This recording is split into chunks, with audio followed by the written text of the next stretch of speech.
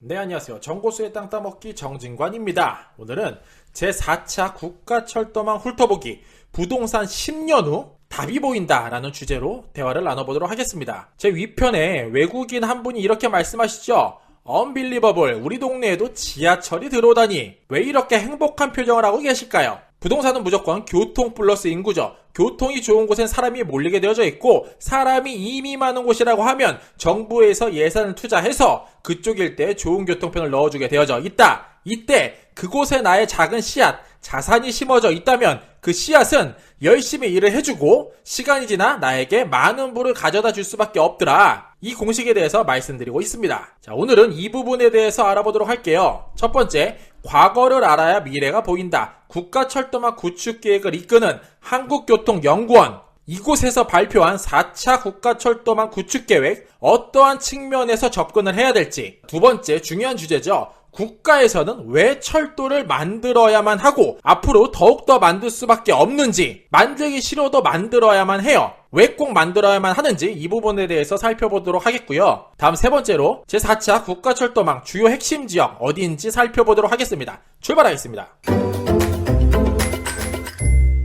과거를 알아야 미래가 보이겠죠. 1차에서 3차 국가철도망 어떻게 진행됐을까요? 그리고 어느 기관에서 담당을 할까요? 바로 한국교통연구원이 되겠습니다. 자, 연구원을 대표하시는 원장님께서 이렇게 말씀하십니다. 한국교통연구원은 지난 30년간 우리나라 교통 SOC의 성공적 건설과 효율적 운영에 대해 선도적인 역할로 기여를 했습니다. 종합적인 계획 수립, 정책적 분석, 그리고 기술 개발 등을 통해서 국가 경제 발전과 국민의 삶, 질 향상에 이바지를 했죠. 앞으로도 이러한 일 더욱더 열심히 하겠습니다 라고 말씀을 하셨어요. 그러면 앞으로 4차 발표 전에 과거로 좀 돌아가 봐서 어떠한 흐름으로 역사를 썼는지 그 내용을 살펴보니 이렇죠. 먼저 86년부터 2000년까지 이 기간은 한국 교통의 새 역사를 쓰는 기간이었다라고 말씀하십니다. 경부 고속철도를 시작으로 해서 국가철도망 기본계획도 세우고 도시교통 정비촉진법 등 여러가지 많은 일을 하셨고요. 2001년부터 10년까지는 국민의 편리한 교통을 생각을 하셨네요. 고속도로 환승 시스템도 도입을 하고 자전거 급행도로 시스템도 도입을 했다면 오늘날까지죠. 2011년에서 20년까지는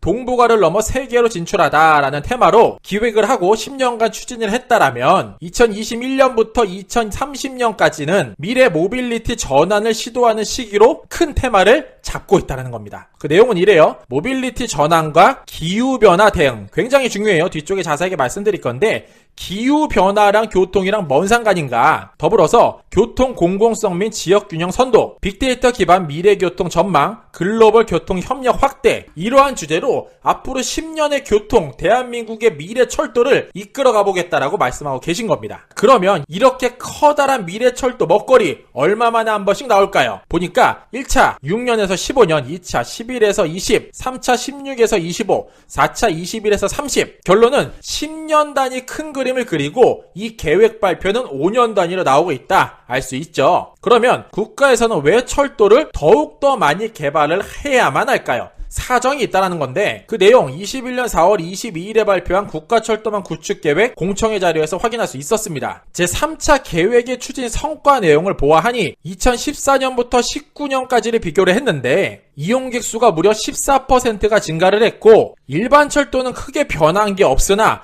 고속철도, 광역철도가 14% 정도가 증가를 했다는 거죠. 결론은 서울 중심에 있는 도로를 이용하는 사람들은 어느 정도 정해져 있고 경기권, 광역권에 있는 사람들이 엄청나게 많이 이용하고 있는 게 현재 흐름이더라. 현재 흐름에서 아직 대한민국 철도는 갈 길이 멀다라고 말씀하셨죠. 그 내용은 이렇게 풀이하십니다. 수도권은 신도시 개발 등으로 거주 인구가 폭발적으로 증가를 하고 광역철도 등 대중교통 부족으로 출퇴근이 매우 혼잡하더라. 정보수도 가끔 지하철을 타고 버스를 타고 출근을 하죠. 또는 자가용을 몰고 강남을 갑니다. 너무나도 지치고 힘든 게 현재 교통편이에요. 그래서 이러한 문제점을 한 방에 깨트릴 수 있는 좋은 교통편을 더욱더 추가적으로 많이 넣어야만 하더라. 뿐만 아니라 비수도권은 주로 고속, 일반 철도에 투자하여 수도권 대비 광역철도 투자가 매우 부족해서 지역 내 이동 시 대중교통이 매우 불편하더라. 현재 대한민국 철도망의 문제점도 이렇게 분석을 합니다. 여기에 대한민국이 들어가 있는데 구토 면적 대비도 선로가 덜 깔려 있고 인구 1만 명당 선로도 덜 깔려 있다. 결론은 아직 선진국에 비해 현저히 낮은 수준으로 철도망이 구성이 되어져 있어서 앞으로 갈 길이 멀더라라고 이야기하고 있다는 거죠. 그러면 이렇게 말씀하시는 분도 있을 거예요. 인구가 줄어드는데 왜 철도를 이렇게 더 만들려고 애를 써? 국고 낭비 아니야? 라고도 하시는데 그렇지 않다라는 게 현재 데이터 결과죠. 내용은 이렇습니다. 인구 구조 변화인데 인구가 30년까지 증가하고 이후 감수세로 전환할 예측이 된다. 그러나 우리나라보다 10년 앞서서 인구가 감소하고 있는 일본을 살펴보니까 인구 감소에도 불구하고 철도 이용객은 지속적으로 증가하는 게 현 상황이더라. 더불어 앞으로 철도는 무조건 만들어질 수밖에 없죠. 사람이 줄어들던 더 이상 도시 개발을 하지 않던 어찌됐던 간에 철도는 무조건 더 만들어질 수밖에 없어요. 왜 그런가 봤더니 이거는 빠져나갈 길이 없습니다. 무조건 해야 되죠. 기후변화 대응을 위한 온실가스 배출 제로 선언을 했다라는 거죠. 그 내용은 이래요. 우리나라도 2050년까지 온실가스 배출을 제로로 만들어야 되는데 일본을 또 예시로 들었어요. 이산화탄소 배출 원인을 살펴보니 주거 14.9%, 교통 24.5%, 제조 및 산업 건설 41.3%, 상업 공공 17.9%, 기타 1.4% 정도가 되는데 한국교통연구원이기 때문에 요 24.5%를 어떻게든 온실가스 배출을 줄여야만 하는 담당, 그 역할, 책임을 가지고 있기 때문에 분석을 해본 결과 도로에서 88.4%, 해운에서 4.5%, 항공에서 4.7%, 철도에서 2.4%가 나오고 있더라. 결론은 요 도로에서 나오는 온실가스를 완전히 줄여야 되는 거예요. 이거 말고는 답이 없다. 그런데 사람이 한 곳에 다 몰려 살 수 없으니 경기권은 계속 개발이 될 것이고 서울로 출퇴근을 해야 되는 사정이 있으니 도로로 달리는 차량 말고 해운을 넣을 수 없죠. 항공도 넣을 수 없고요. 반드시 철도라는 이 2.4%밖에 온실가스가 나오지 않는 이 영역에 더욱더 확대를 해야만 되는 사정, 뜻하지 않게 환경에서 그 답이 있다 말씀드릴 수 있습니다. 자, 이러한 온실가스 줄이지 않으면 어떠한 결과가 생기나 봤어요. 그랬더니 결론은 이거죠. 빙하가 녹고 그 결과로 인류의 재앙이 생길 수밖에 없더라. 무슨 말인가? 지구온난화 영향으로 남극과 북극이 얼음이 사라지고 있다. 여름철 극지 기온이 20에서 30도까지 오르는 이상고온 현상이 직접적인 원인이더라. 그 결과 해빙이 사라지면서 가뭄, 폭염, 태풍, 한파 등 기후재앙이 엄청나게 많이 생기고 있다는 거죠. 뿐만 아니라 가장 큰 문제는 이겁니다. 해수면이 매년 3mm씩 높아지고 있다는 건데 그 결과 앞으로 30년 정도 이 상황을 유지한다면 태평양에 있는 섬나라처럼 부산, 인천이 잠긴다라고 합니다. 그래서 요 사진으로 보면은 부산항만, 낙동강, 김해공항 요 일대 많이 잠기는 거 볼 수 있고요. 인천공항, 송도, 신도시, 시흥 한 105지구 정도 될까요?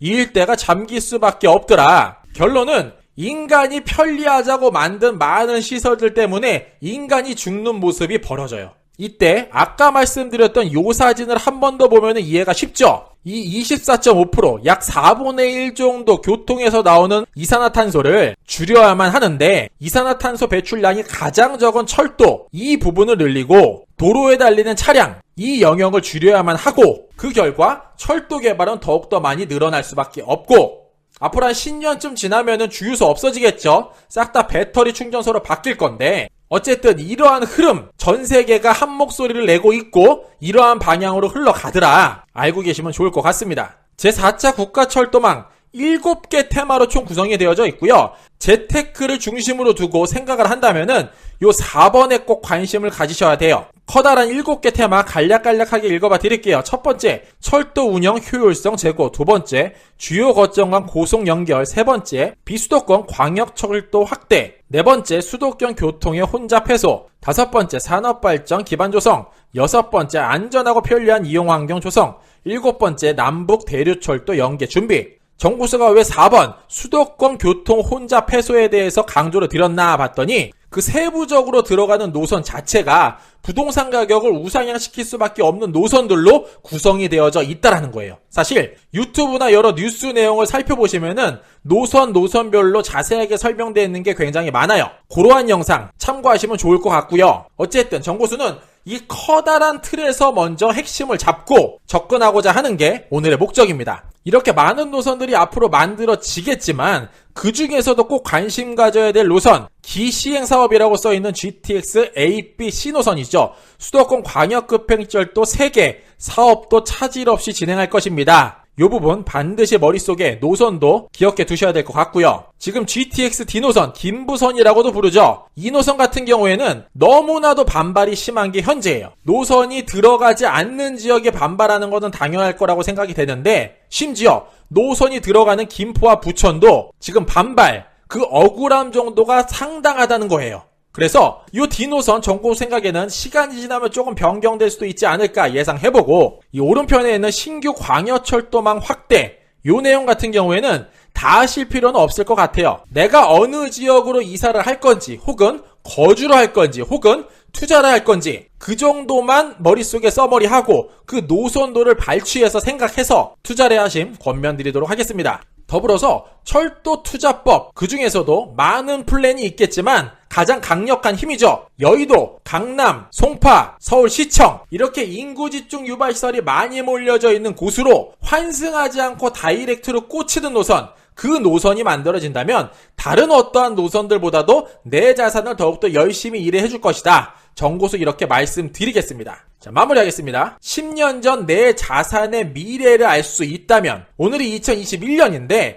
2031년을 알 수 있는 방법이 있다라면 얼마나 해피할까요? 물론 여러 정치적, 경제적 영향력도 크겠지만 어쩌면 가장 정확하고 신뢰가 가는 큰 그림, 대한민국 철도인지도 모르겠어요. 그 10년 먹거리가 발표가 됐죠. 2021년 6월 국토교통부에서 최종 발표를 한다고 하는데 지금부터라도 이 부분 충분히 공부하고 내가 잠을 자거나 일을 하거나 여행을 가는 동안에도 내 대신 열심히 일을 해주는 그곳, 그 일대에 작은 씨앗 심어 놓으시기를 권면드리고요. 마지막으로 서울시청 홈페이지에 들어가서 역세권이라고 검색을 하면은 추천도서 제목이 재밌어요. 대한민국 역세권 투자지도 앞으로 10년 역세권이 답이다. 이러한 도서도 추천을 하고 있네요. 이러한 곳에 작은 씨앗 심어 놓으면 가장 왼쪽에 노란 색깔 글자죠. 답을 할 수도 있지 않을까 생각하며 이 시간 마무리토록 하겠습니다. 이상으로 정고수였습니다. 안녕.